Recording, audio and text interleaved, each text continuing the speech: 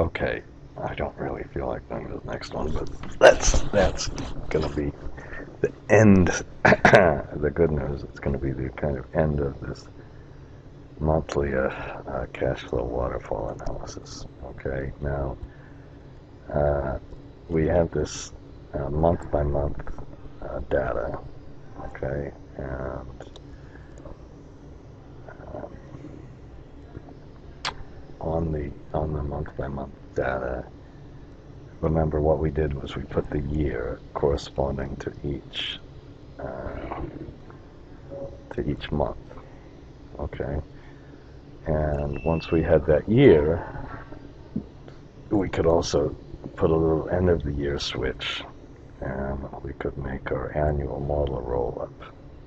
And we did this, of course, with the balance sheet accounts and the cash flow accounts by pressing a true and false. Now, if we want to do the same thing for a monthly, for a quarterly model, what we need to do is just down here we need to insert two lines. And the first line is the end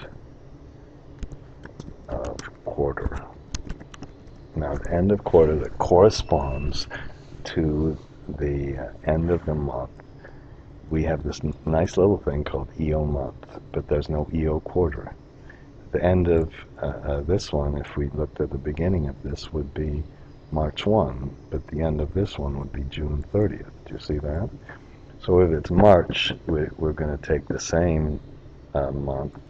If it's February, we take a different one. Now, what we can do is we can go to the Developer tab, go to Macros, and we have a new little macro here. I'm going to call this, I don't need all this crap here. I was trying to figure out a way to get the generic macros to say down here, generic macros is open, and leave this on here. And there's probably a way to do that. I even Googled it and couldn't find anybody else who made a video on that or anything else. You see, I want to leave this here and then use application status bar to say generic macros are open. I didn't really work a lot on it. Maybe I'll do, that's a project for the future, isn't it? If you have a suggestion, I'd love to hear it. So what we can put is end of quarter. And we read in date, and we better read it in. We can't, you've got to be very careful if you put in something like date. And then, and we're going to call this a function. Okay, and then to find the functions, we put sub functions. That's just because I don't know. There's probably a better way to do that, but I want to find those functions easily. Okay, and that means we have to put end of quarter equals something. Let's just put 1 for now. Okay. Now, what we do here is just put an if statement. If the month, and what we can, how about let's get the month.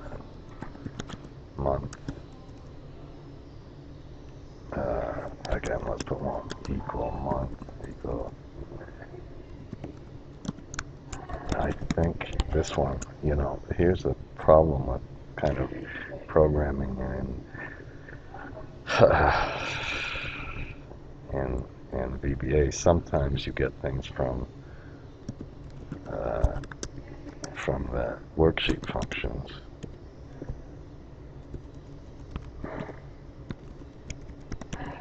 If you put dot month,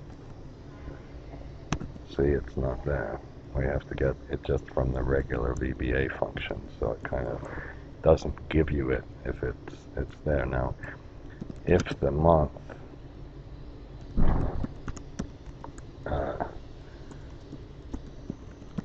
one equals, let's say 3, then the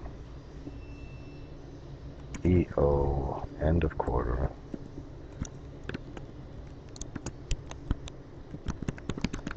equals how about we'll put that as a date. We can put now worksheet function dot EOMONTH, and that means it's of this date 1 and it's 0. It's because if it's month 3. Now if it was month 2, then we, instead of putting end of date 0, we have to go 1 month ahead, and if it was month 1, then we would have to go 2 months ahead. That's the big trick. Okay, now once you do this, you can also, of course, put end if. Now if it's month 1 or month 1 equals 4, or month 1 equals 7, or month 1 equals 9. I think that's going to be right. Okay, so let's try it with this one. And we'll put end if. Okay, and we copy this and put, okay, so if it's 2 or month 1 equals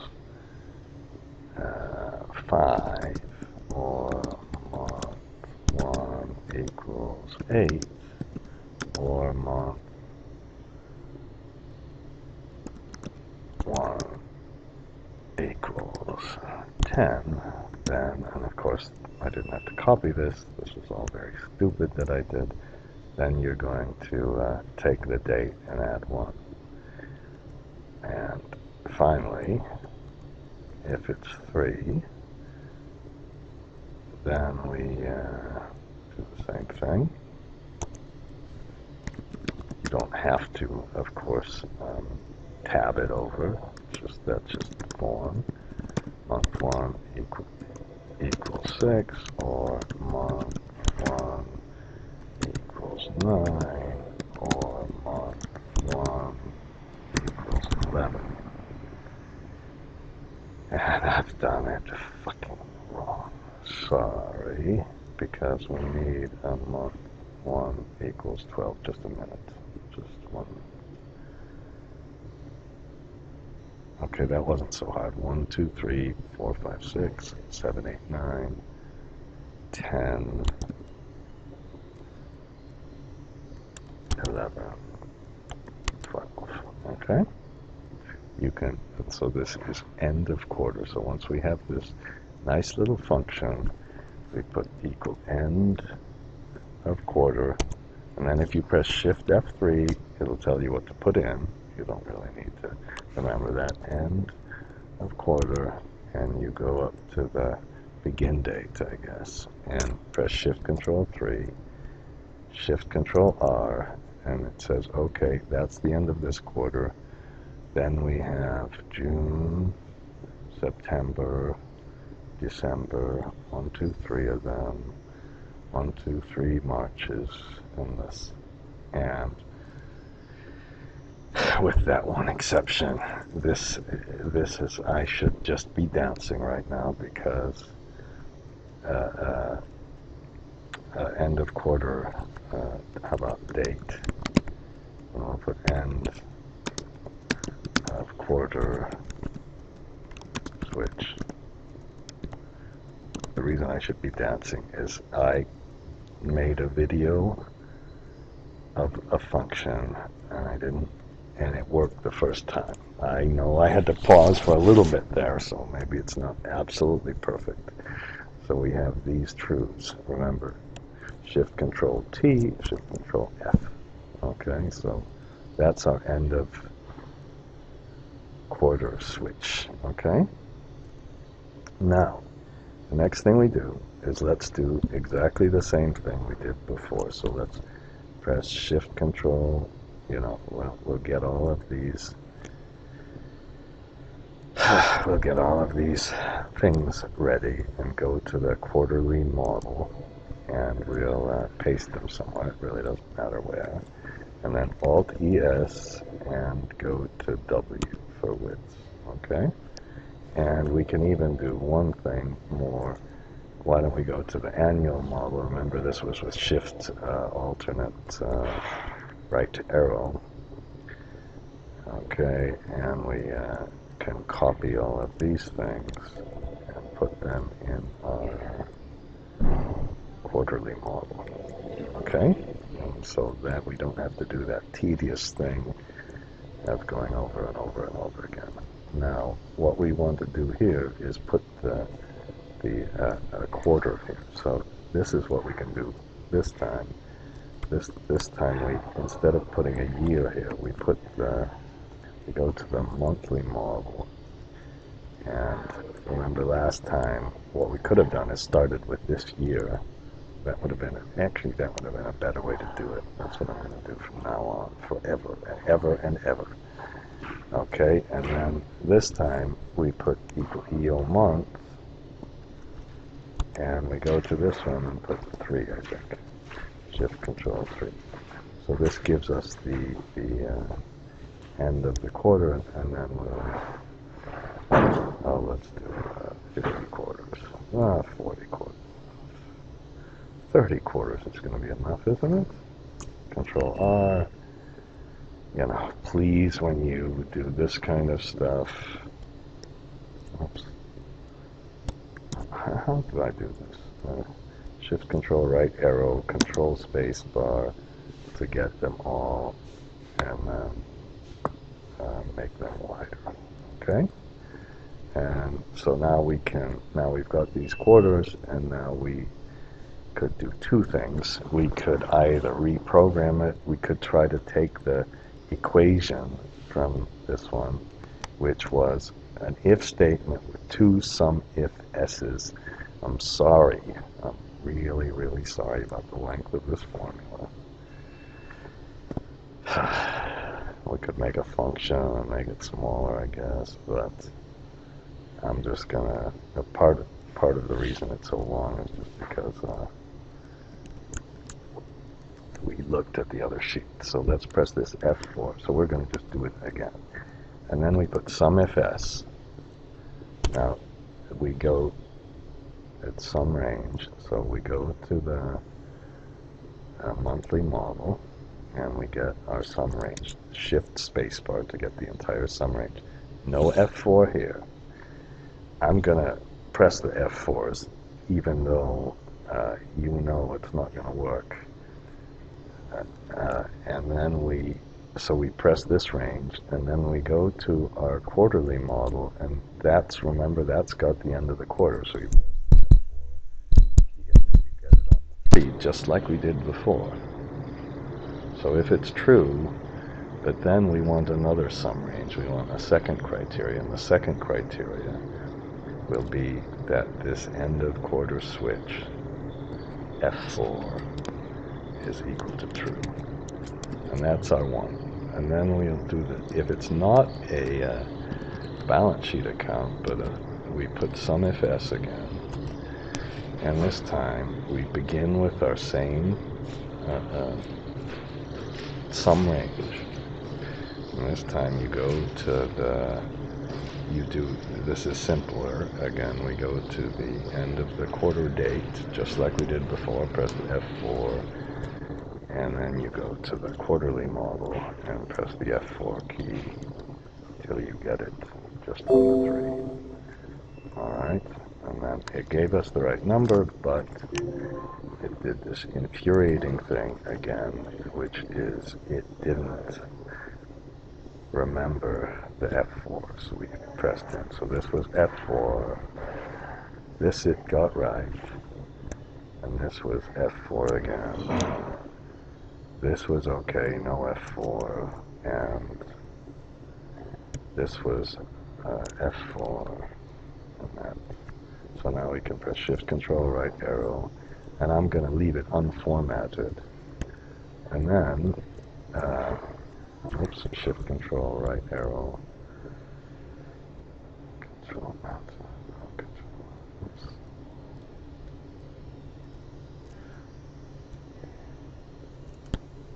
Okay, and then,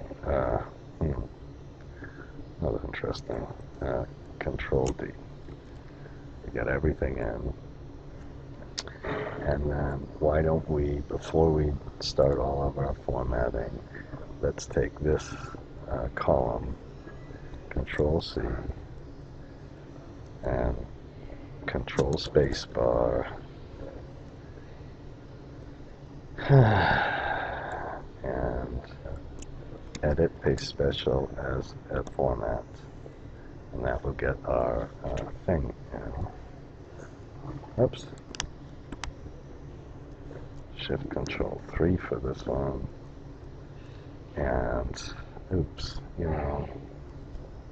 Control Space Bar. Well, I made it too wide now, of course.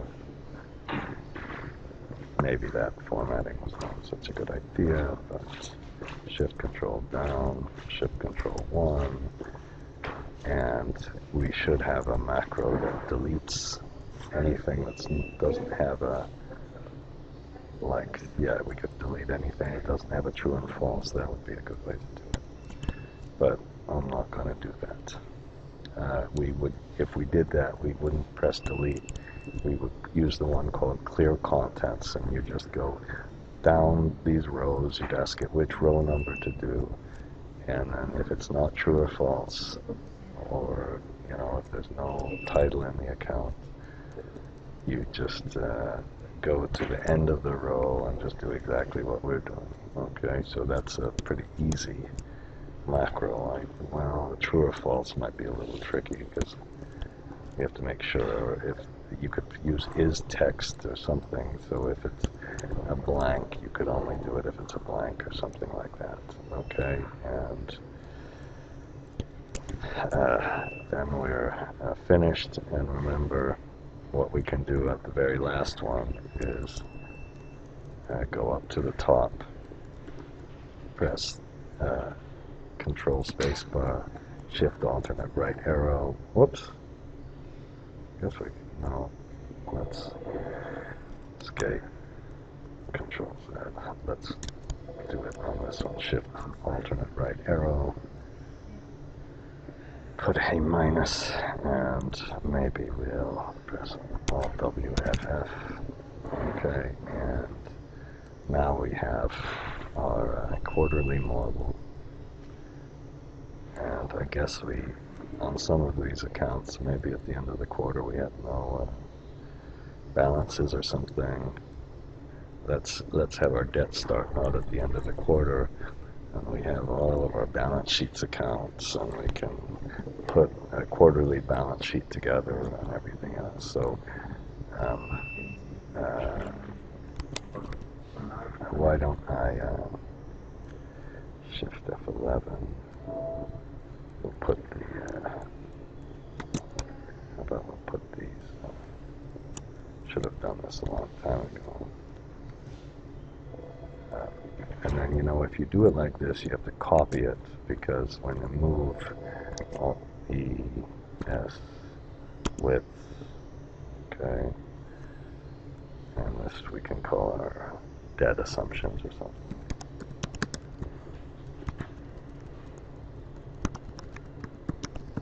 Okay, and why don't we, maybe we'll even move this crap here. We'll put that somewhere below. We can put some kind of debt analysis. You could, for sculpting and everything else, you could do that on some kind of semi-annual basis. You'd have a semi-annual model to do all of that. This one, let's call our content. Now, since we have, if you press Control F6, that just takes to the other sheet. Since we have that open, what we can do is go to the add-ins, and it's not there, so we have to go to developer and macros and run this whatever this generic macro thing is. Then you can go to add-ins, get the table of contents, and I think a lot of people don't like that, but whatever. And if you wanted that, you'd have to read in the functions. I'm just going to delete that crap. And on the data assumptions, we'll leave this, but let's make the data assumptions a red sheet. Okay, and now if we make it a red sheet, then when we go to our monthly model, let's delete all this crap above there. And then we can make our timeline,